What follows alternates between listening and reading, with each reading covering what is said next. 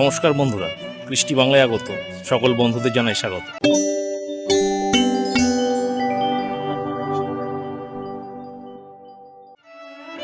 আজ আমি আবার একটি নতুন মন্দিরে নতুন ভিডিও নিয়ে আপনাদের সামনে উপস্থিত। দেখুন তো চিনতে পারেন কিনা। আমার মনে হয় চিনতে পারেননি। বলবো এই নতুন মন্দির সম্পর্কে, প্লিজ সঙ্গে থাকবেন।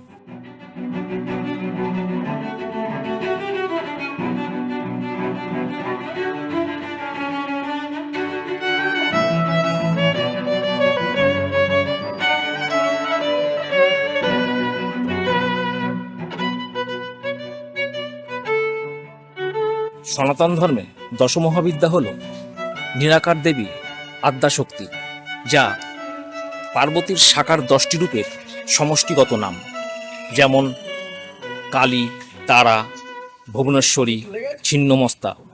ঠিক তেমনি ষোড়শী বা ত্রিপুর সুন্দরী। এই ত্রিপুর সুন্দরী হল 16 বছরের বালিকার রূপ। ষোড়শীতন্ত্রে এই ত্রিপুর সুন্দরীকে মহাদেবের নয়নজ্যোতি বলে উল্লেখ করা হয়েছে। এই ত্রিপুর সুন্দরী হল 51 পীঠের এক পীঠ, যেটা ত্রিপুরায় অবস্থিত। কিন্তু এই খাস কলকাতায় রয়েছে এই ত্রিপুর সুন্দরীর একটি মন্দির। কিন্তু কোথায়? প্লিজ সঙ্গে থাকবেন, সব বলবো।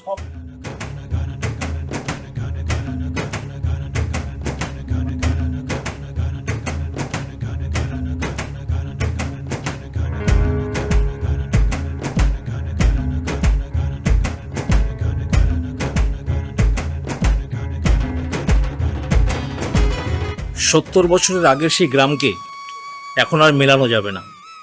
এই গ্রামই একসময় সেজে উঠেছিল সত্যজিৎ রায়ের পথের পাঁচালীর নিশ্চিন্তপুর গ্রাম।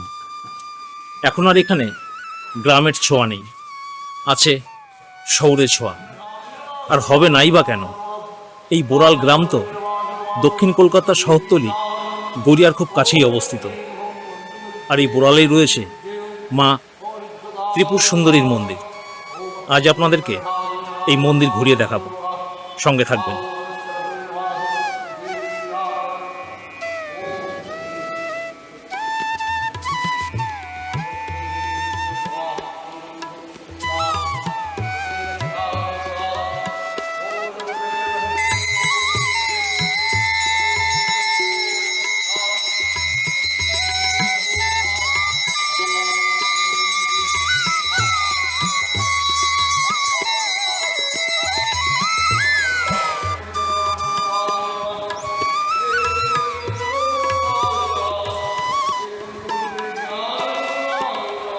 গেট দিয়ে ঢুকেই সামনে সোজা মূল মন্দির, যেখানে মা ত্রিপুর সুন্দরী অধিষ্ঠিত আছেন। আর ডান দিকে এই লাল রঙের মন্দিরটি দেখতে পাবেন। পাশেই একটা বেশ বড় বট গাছ, তার নিচে মা তারা অধিষ্ঠিত আছেন।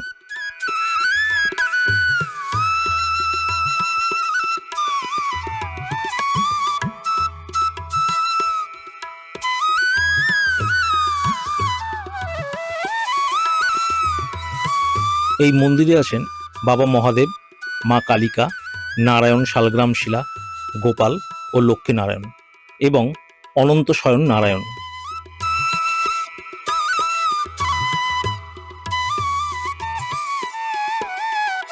এই মন্দির সংলগ্ন একটি সুন্দর বাঁধানো পুকুর আছে এবং পুকুরের পাড় দিয়ে বসার জন্য সুন্দর জায়গা করে দেওয়া হয়েছে।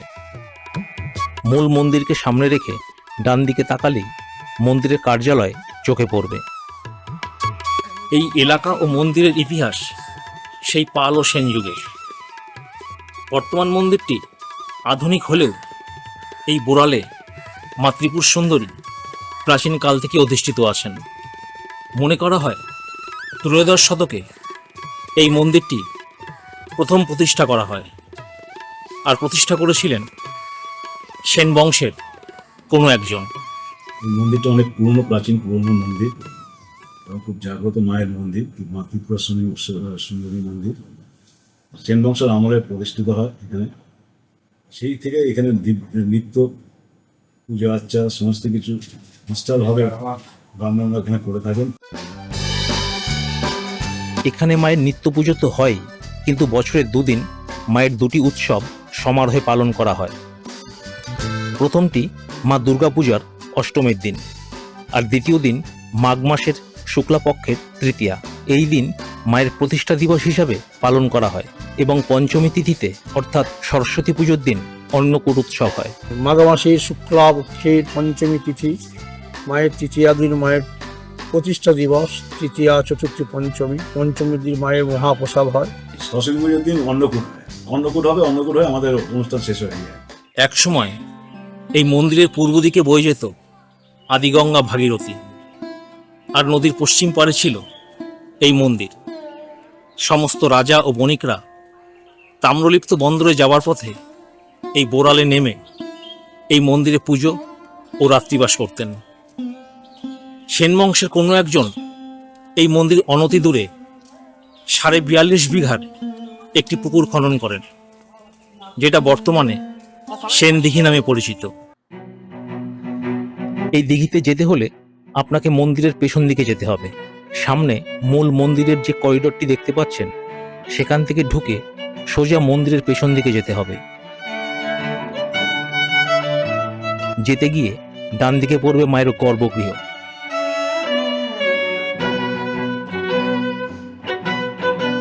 আর বাদিকে নাট মন্দির।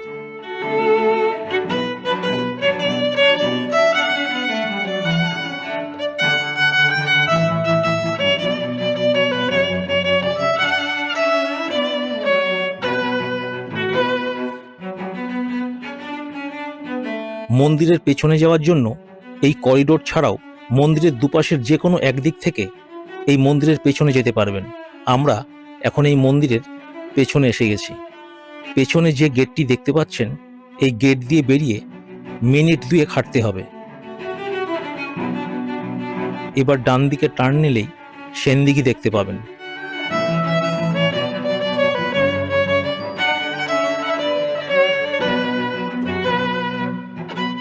এই সেই সেনদিঘি। বর্তমানে এই সেনদিঘি যথেষ্ট ছোট হয়ে এসছে। সম্ভবত পুকুরের অনেকটা অংশ ভরাট করে জনবসতি গড়ে ওঠাই তার অন্যতম কারণ।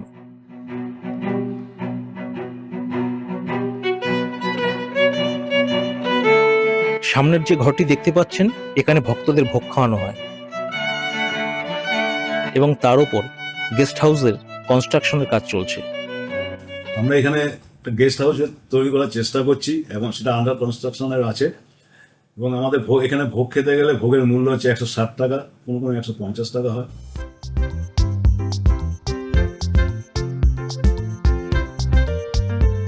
এই আধুনিক মন্দিরটি গড়ে ওঠার পেছনে যাদের অবদান অনস্বীকার্য, তারা হলেন এটা মাননীয় অরূপ বিশ্বাস মহাশয় মন্ত্রী এবং আমার যে প্রেসিডেন্ট, বর্তমান প্রেসিডেন্ট শ্রী সন্দীপ দাস মহাশয়, 111 নম্বর ওয়ার্ডের কাউন্সিলর। উনি এই দুজনের উদ্যোগে আমাদের মন্দিরটাকে সুন্দরভাবে সাজানো হয়।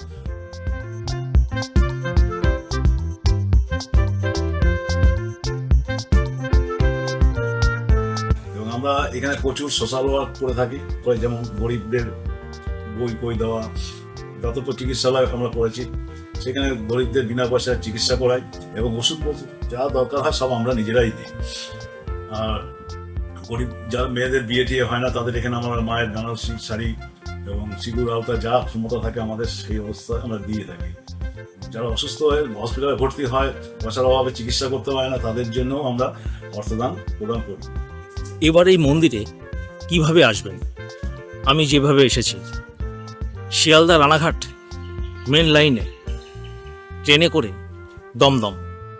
দমদম থেকে মেট্রো করে কাজী নজরুল, সেখান থেকে অটো করে বোরাল।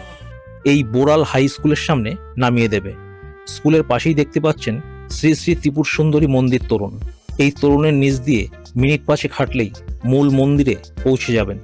বন্ধুরা, ভিডিওটি যদি ভালো লাগে তাহলে অবশ্যই লাইক করবেন আর চ্যানেলটি অবশ্যই সাবস্ক্রাইব করবেন, আর সম্ভব হলে বন্ধু বান্ধবদের মধ্যে ভিডিওটি শেয়ার করবেন। দেখা হচ্ছে পরবর্তী এক নতুন ভিডিওতে। ভালো থাকবেন। ধন্যবাদ।